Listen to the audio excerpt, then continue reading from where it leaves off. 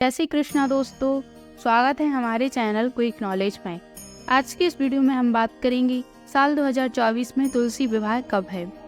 सनातन धर्म में तुलसी को स्वयं देवी महालक्ष्मी का अवतार माना जाता है और इनकी पूजा अर्चना की जाती है।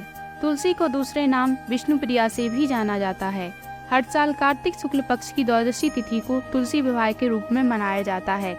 इस तिथि के एक दिन पूर्व को प्रोबंधनी एकादशी या देवउठनी एकादशी भी कहा जाता है। कुछ स्थानों पर यह 5 दिनों की अवधि के लिए मनाया जाता है, जो कार्तिक महीने की पूर्णिमा के दिन समाप्त होता है। पूरे भारत में तुलसी विवाह विवाहित महिलाओं द्वारा अपने पति और परिवार के सदस्यों की भलाई के लिए किया जाता है। पौराणिक मान्यताओं के अनुसार इससे एक दिन पहले देवउठनी एकादशी पर श्री हरि विष्णु 4 महीने बाद क्षीण निद्रा से जागते हैं। सनातन धर्म में इसके बाद ही सभी मंगलिक कार्यों की शुरुआत होती है।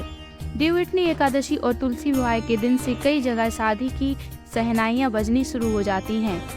तो आइए जानते हैं तुलसी विवाह 2024 में कब है। तुलसी विवाह कार्तिक शुक्ल पक्ष की द्वादशी तिथि के दिन मनाया जाता है। इस साल कार्तिक शुक्ल पक्ष की द्वादशी तिथि का प्रारंभ 12 नवंबर 2024 को शाम 4:04 बजे से हो रहा है और इसका समापन 13 नवंबर 2024 को दोपहर 1:01 पर होगा। ऐसे में उदय तिथि के अनुसार तुलसी विवाह 13 नवंबर 2024 को किया जाएगा। इससे एक दिन पहले 12 नवंबर को देवउठनी एकादशी है। इस दिन चतुर्मास की समाप्ति होगी और कई जगहों पर इसी दिन भगवान विष्णु का शालिग्राम के रूप में तुलसी जी के साथ विवाह करने की परंपरा है। आइए अब बात करते हैं तुलसी विवाह कराने से हमें क्या लाभ होते हैं। हिंदू धर्म में कन्यादान को महादान की श्रेणी में रखा गया है। मान्यता है कि जो लोग तुलसी विवाह की परंपरा का पालन करते हैं उन्हें कन्यादान करने के समान ही फल मिलता है। तुलसी विवाह घर के आंगन में ही करना चाहिए। इसके लिए सूर्यास्त के बाद गोधूली बेला का शुभ समय चुनें। मान्यता है जिस घर में शालिग्राम जी और तुलसी माता का विवाह होता है वहाँ लक्ष्मी जी का वास होता है। आइए अब जानते हैं कैसे किया जाता है तुलसी विवाह। इस दिन सबसे पहले ब्रह्म मुहूर्त में उठकर स्नान आदि कर शंख और घटानंद सहित मंत्र बोलते हुए भगवान विष्णु को जगाया जाता है। इसके बाद उनकी पूजा की जाती है। इस दिन शाम के समय घरों और मंदिरों में दिए जलाए जाते हैं और गोधूली बेला सूर्यास्त के समय भगवान शालिग्राम और माता तुलसी का विवाह करवाया जाता है। आइए अब बात करते हैं तुलसी विवाह के महत्व के बारे में। तुलसी विवाह करने से वैवाहिक जीवन में समस्याएं नहीं आती हैं।